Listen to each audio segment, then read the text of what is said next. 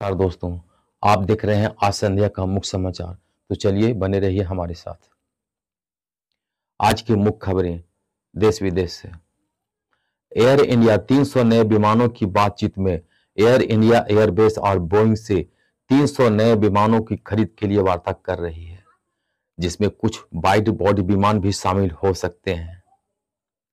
2030 Commonwealth games की मेजबानी भारत को 2030 कॉमनवेल्थ गेम्स की मेजबानी मिलने की संभावना है। अहमदाबाद नाम आगे रहा। उत्तर प्रदेश में विदेशी कंपनियों की रुचि। यूपी में विदेशी निवेश आकर्षित करने की पहल सफल रही। 150 वैश्विक कंपनियों ने निवेश की संभावना जताई है।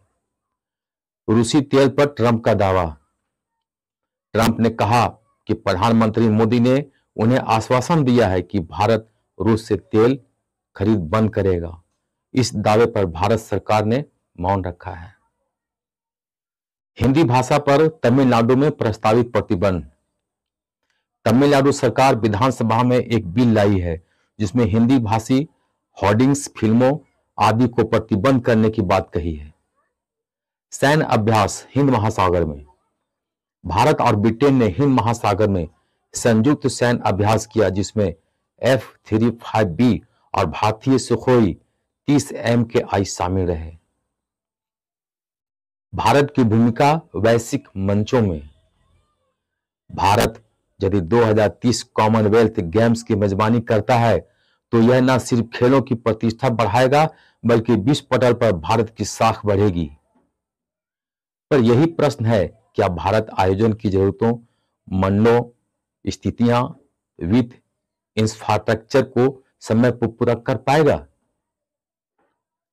हिंदी पर प्रतिबंध का मामला। एक तरफ यह प्रस्ताव भाषा की इसी विविधता और बोलियों का सम्मान करने की प्रेरणा हो सकता है। दूसरी ओर यह भाषा राजनीति का मामला बन सकता है, जहां भाषा की स्वतंत्रता और संवैधानिक अधिकार जैसे विवाद खड़े हो सकते हैं। ऊर्जा राजनीति और विदेश नीति।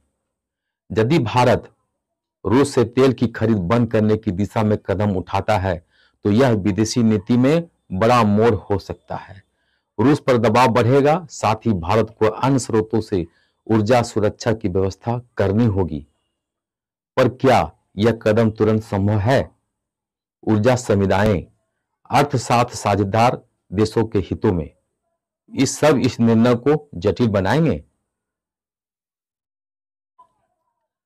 Environment and infrastructure. यूपी में विदेशी निवेश योजनाएं रोजगार के लिए, पर उन्हें भ्रष्टाचार, जमीन अधिग्रहण विवाद, स्थानीय असहमति आदि चुनौतियों की सामना करना होगा। सुरक्षा और सामरिक सहानुभूति। हिंद महासागर के अभ्यास से भारत की समुद्री शक्ति और क्षेत्रीय महत्व बढ़ेगा, लेकिन पड़ोसी देशों विशेषकर पाकिस्तान और चीन की प्रतिक्रियाएं भी संभावना होगी। भाषाई अधिकार। क्या तमिलनाडु का प्रस्ताव संघीय सिद्धांतों और भाषाई अधिकारों के मूलभूत संविधान विरोधी है?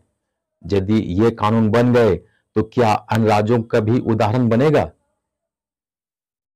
महान आयात निर्भर ऊर्जा नीति। यदि भारत रूस से तेल ना ले तो वह कहां से लेगा? मध्य पूर्व, मध्य एशिया या अफ्रीका? इसके साथ क्या अंतरराष्ट्रीय समीकरण बदलेंगे?